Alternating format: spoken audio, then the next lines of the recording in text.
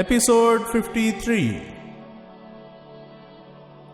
امیر یوسف نے سالار کی طرف دیکھتے ہوئے کہا، سیر کو بلاؤ۔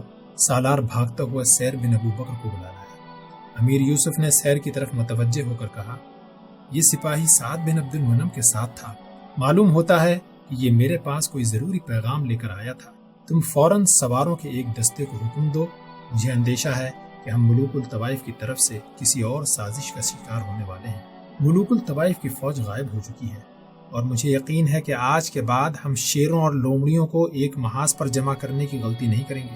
سیر بن ابو بکر یہ کہہ کر باہر نکل گیا۔ زخمی نے چند بار کراہنے کے بعد آنکھیں بند کر لی اور امیر یوسف کی طرف دیکھتے ہوئے نحیف آواز میں کہا، میں نے کوشش کی لیکن آپ تک پہنچ نہ سکا۔ آپ فصیل پر کھڑے تھے۔ امیر یوسف نے اس کی بات کاٹتے ہوئے کہا، تمہیں سعد نے بھیجا تھا؟ ہاں، لیکن اب بہت دیر ہو گئی ہے۔ سعد راستے میں گر چکا ہے۔ شہزادہ رشید کا ساتھی گرفتار ہو چکا ہے۔ اس نے سب کچھ بتا دیا ہے۔ الفانسو کی فوج۔ زخمی نے یہاں تک کہہ کر پھر آنکھیں بند۔ طبیب نے اسے ہوش میں لانے کی کوشش کی۔ زخمی نے دوبارہ آنکھیں کھولی لیکن اب کی بار اس کے ہلتے ہوئے ہونٹوں میں آواز نہ تھی۔ ایک لمبی سانس کے بعد اس نے اپنا سفر حیات ختم کر دیا۔ سوار تیار ہیں، سیر بن ابو بکر نے اندر جھانکتے ہوئے کہا۔ امیر یوسف باہر نکلا۔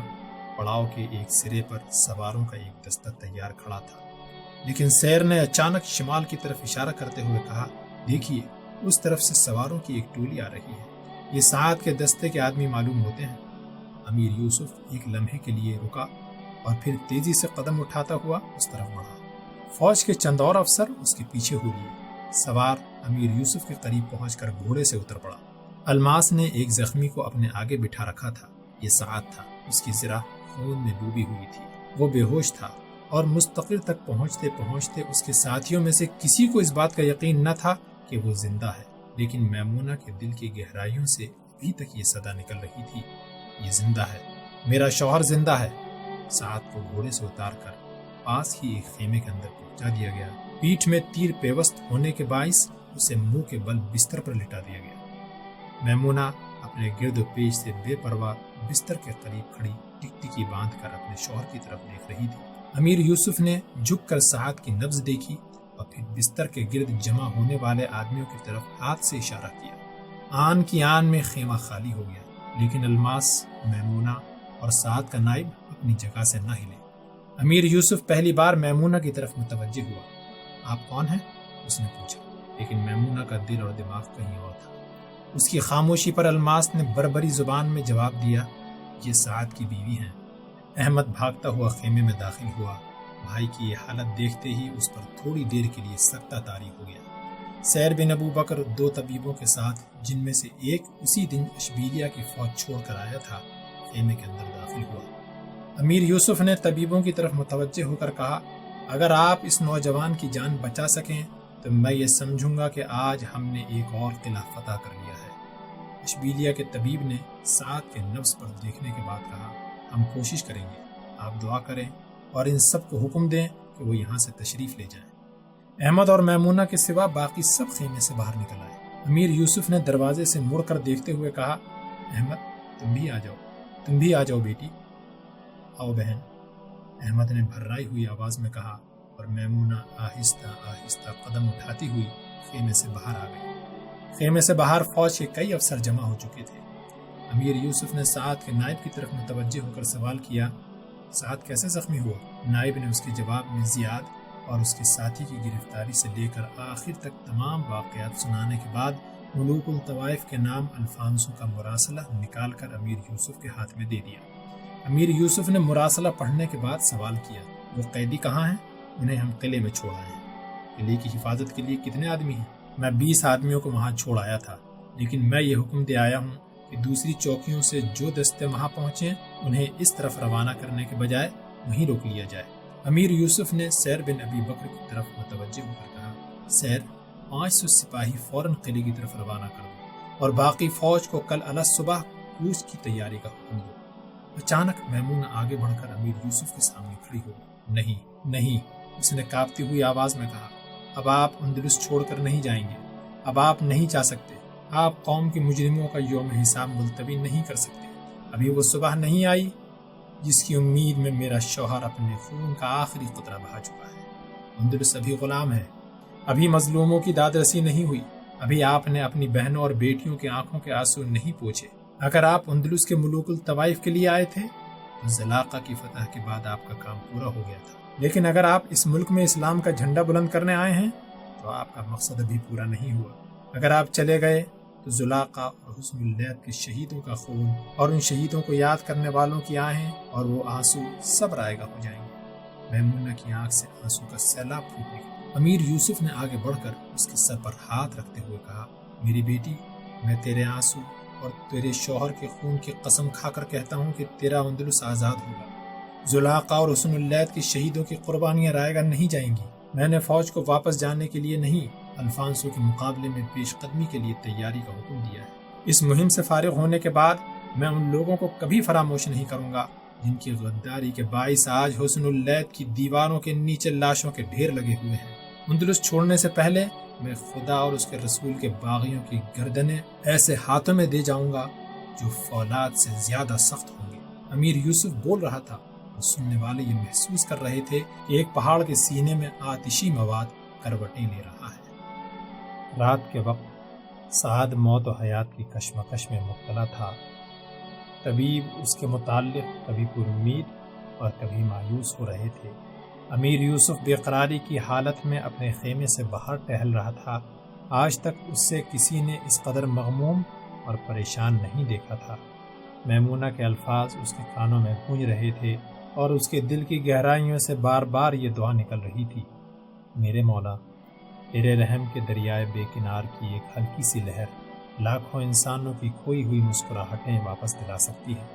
آج میں اپنی ایک بیٹی کے آنسو پوچھنے کے لیے تجھ سے سعد بن عبد المنعم کی زندگی کی بھیک مانگتا ہوں۔ امیر یوسف اپنے خیمے سے تھوڑی دور ایک پتھر پر بیٹھ گیا۔ سامنے حسن اللیث کا قلعہ ابھی تک جل رہا تھا۔ اچانک اس کی آنکھوں کے سامنے جنگ کا منظر گھومنے لگا۔ وہ تصور میں شہیدوں کی لاشوں کے درمیان کھڑا انہیں یہ پیغام دے رہا تھا، قوم کے گمنام مجاہدوں، تمہاری قربانیاں رائگاں نہیں جائیں گی، تمہارے خون سے اندلس کی تاریخ کا ایک نیا باب لکھا جائے گا۔ ایک افسر آیا اور اس نے کہا، یا امیر، طبیب کہتے ہیں کہ سعد کی حالت بہتر ہو رہی ہے، شاید تھوڑی دیر تک اسے ہوش آ جائے۔ امیر یوسف اٹھا اور تیزی سے قدم اٹھاتا ہوا سعد کے خیمے میں داخل ہوا۔ خیمے کے اندر مشعلیں جل رہی تھیں، سعد کے زخموں پر پٹیاں بندھی ہوئی تھیں۔ میمونہ، احمد اور الماس اس کے بستر کے گرد کھڑے تھے۔ امیر یوسف طبیبوں کی طرف متوجہ ہوا تو اشبیلیہ کے جراح نے کہا، یہ اب ہوش میں آ رہا ہے۔ تیر لگتے وقت ہمیں زیادہ امید نہ تھی، لیکن اب میں یہ محسوس کرتا ہوں کہ وہ ٹھیک ہو جائے گا۔ تھوڑی دیر بعد سعد آہستہ آہستہ بڑبڑانے لگا، پھر اس نے اچانک قدرے بلند آواز میں کہا، حسن اللیث، حسن اللیث، اور آنکھیں کھول دی۔ میمونہ، احمد، الماس اور طبیبوں کی طرف دیکھنے کے بعد امیر یوسف کی نگاہیں اس کے چہرے پر مرکوز ہو کر رہ گئیں۔ حسن اللیث، حسن اللیث، اس نے دوبارہ آنکھیں بند کرتے ہوئے نحیف آواز میں کہا، حسن اللیث فتح ہو چکا ہے۔ امیر یوسف نے پیار سے اس کی پیشانی پر ہاتھ رکھتے ہوئے کہا۔ سعد نے دوبارہ آنکھیں کھول دی۔ امیر یوسف نے آگے بڑھ کر خیمے کے دروازے کا پردہ اٹھاتے ہوئے کہا، حسن اللیث جل رہا ہے، کل تک وہاں راکھ کے انبار کے سوا کچھ نہیں ہوگا، خدا نے ہمیں فتح دی ہے۔ سعد پہاڑ کی چوٹی پر آگ کے مہیب شعلے دیکھنے کے بعد امیر یوسف کی طرف متوجہ ہوا اور اس نے نحیف آواز میں کہا، آپ کو الفانسو کی نئی فوج کی آمد اور ملوک الطوائف کی بدعہدی کا علم ہو چکا ہے؟ ہاں، مجھے سب کچھ معلوم ہو چکا ہے۔ میں الصبح الفانسو کی پیش قدمی روکنے کے لیے جا رہا ہوں، اور اس کے بعد میرے ترکش کا ہر تیر اندلس کو ان ملت فراموشوں اور منافقوں سے نجات دلانے کے لیے وقف ہوگا۔ ایک ثانیے کے لیے سعد کی آنکھیں مسرت سے چمک اٹھی، لیکن نقاہت کے باعث اس پر پھر ایک بار غشی طاری ہونے لگی۔ اشبیلیہ کے جراح نے اس کی نبض پر ہاتھ رکھتے ہوئے کہا، انہیں آرام کی ضرورت ہے، مجھے یقین ہے کہ صبح جانے سے پہلے آپ انہیں بہت تسلی بخش حالت میں پائیں گے۔ امیر یوسف احمد اور میمونہ کو تسلی دینے کے بعد خیمے سے باہر نکل گیا۔ صبح امیر یوسف کی فوج نے 1000 سپاہی مستقل میں چھوڑ کر شمال کی طرف کوچ کیا۔ روانگی سے پہلے امیر یوسف اور سیر بن ابو بکر سعد کو دیکھنے کے لیے آئے تو وہ سو رہا تھا۔ الماس اور میمونہ اس کے قریب بیٹھے ہوئے تھے۔ احمد زرہ بختر پہنے کھڑا تھا۔ امیر یوسف نے خیمے کے اندر داخل ہوتے ہی احمد کو دیکھ کر کہا، احمد تم یہیں رہو گے؟ پھر اس نے میمونہ کی طرف متوجہ ہو کر کہا، بیٹی تمہارا شوہر اب کیسا ہے؟ اب یہ سو رہے ہیں۔ طبیب کہاں ہیں؟ وہ ابھی دوائی پلا کر گئے ہیں۔ احمد نے کہا، میں بھائی جان سے آپ کے ساتھ جانے کی اجازت لے چکا ہوں۔ امیر یوسف نے جواب دیا، نہیں، یہاں تمہاری زیادہ ضرورت ہے۔ 10 دن بعد ایک صبح احمد حسن اللیث کے شہیدوں کے قبرستان میں گھوم رہا تھا۔ وہ عبد المنعم، حسن اور ادریس کے قبروں کے قریب پہنچ کر دیر تک کھڑا رہا۔ اچانک کسی کی آواز سن کر اس نے پیچھے کی طرف دیکھا تو الماس، سعد اور میمونہ دکھائی دیے۔ سعد الماس کے بازو کا سہارا لے کر آہستہ آہستہ چل رہا تھا۔ احمد اٹھ کر تیزی سے چلتا ہوا ان کے قریب پہنچا اور بولا، بھائی جان ابھی آپ کو بستر سے نہیں اٹھنا چاہیے، ابھی زخم ٹھیک نہیں ہوئے۔ سعد نے جواب دیا، میں طبیب کی اجازت لے کر آیا ہوں۔ قبروں کے قریب پہنچ کر سعد نے ہاتھ اٹھا کر دعا کی اور پھر دیر تک بے حس و حرکت کھڑا رہا۔ میمونہ نے پہاڑ کے دامن سے جنگلی پھول توڑے اور عبد المنعم، حسن اور ادریس کی قبروں پر ڈھیر کر دیے۔ پھر اس نے دوسری قبروں کی طرف دیکھا، یہ خیال آتے ہی اس کی آنکھیں آنسو سے لبریز ہو گئیں۔ اس نے بھررائی ہوئی آواز میں کہا، حسن اللیث کے شہیدوں، تم سب میرے بھائی ہو، میں تم سب کی بہن ہوں۔ میمونہ پہاڑ کے دامن سے پھول توڑ کر دوسری قبروں پر چڑھانے لگی۔ اچانک شمال کی طرف گرد و غبار کے بادل اٹھے اور احمد نے ایک ٹیلے کی طرف اشارہ کرتے ہوئے کہا، بھائی جان فوج واپس آ رہی ہے۔ مستقر میں 4 دن قبل یہ اطلاع پہنچ چکی تھی کہ الفانسو کی فوج لڑائی کے بغیر ہی پسپا ہو چکی ہے اور امیر یوسف چند دن اس کا تعاقب کرنے کے بعد واپس آ جائیں گے۔ لشکر کو پڑاؤ کی طرف آتا دیکھ کر میمونہ الماس کے ساتھ اپنے خیمے کی طرف چلی گئی اور سعد احمد کا سہارا لے کر آہستہ آہستہ چلتا ہوا فوج کے راستے میں جا کھڑا ہوا۔ یوم حساب۔ اندلس کے عوام جس قدر حسن اللیث کی فتح سے خوش تھے، اس سے کہیں زیادہ ملوک الطوائف کی غداری اور بدعہدی سے برہم تھے۔ ملک کے ہر گوشے میں اس گروہ کے خلاف انتقام کی آگ بھڑک اٹھی تھی، جس نے 1 صدی تک قوم کے خون اور آنسوؤں سے اپنے عشرت قدے تعمیر کیے تھے۔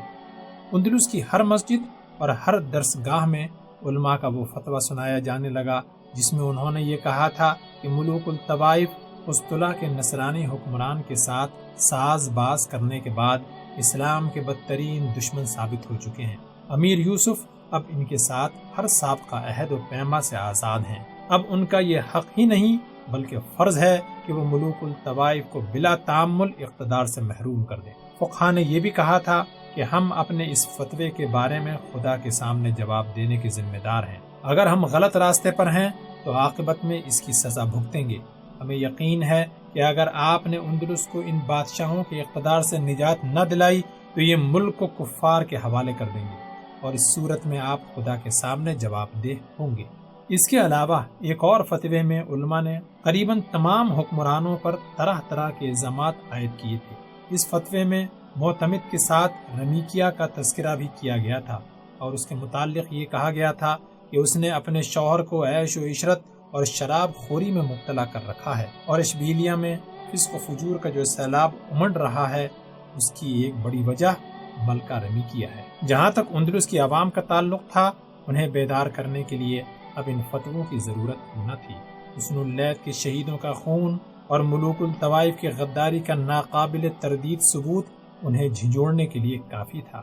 غرناطہ کے حریت پسندوں نے پہل کی اور امیر عبداللہ کے خلاف بغاوت کا جھنڈا بلند کر دیا۔ قاضی ابو جعفر قلعے میں بیٹھ کر باغیوں کو ہدایت دے رہا تھا۔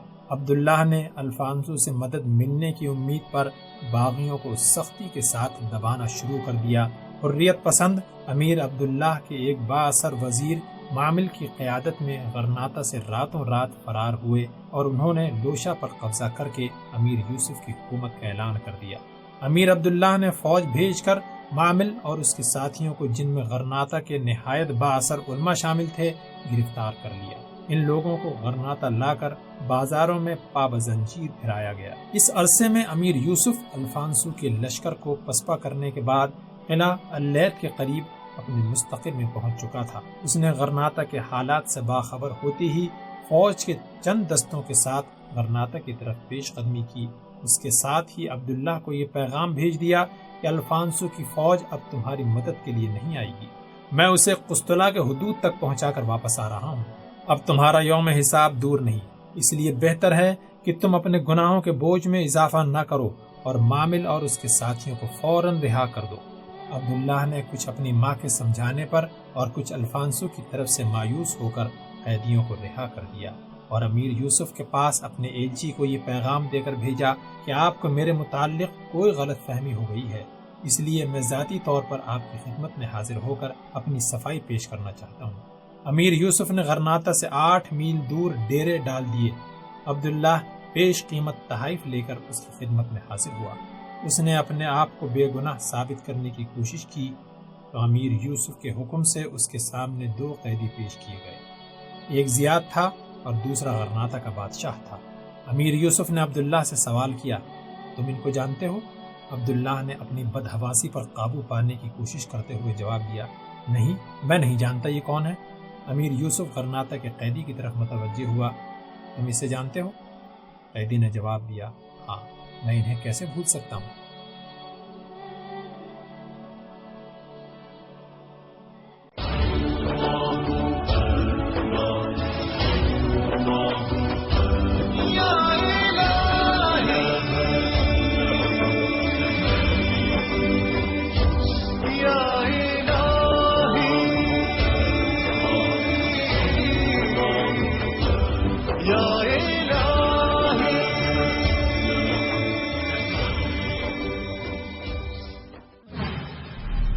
پیشکش رہبر ٹی وی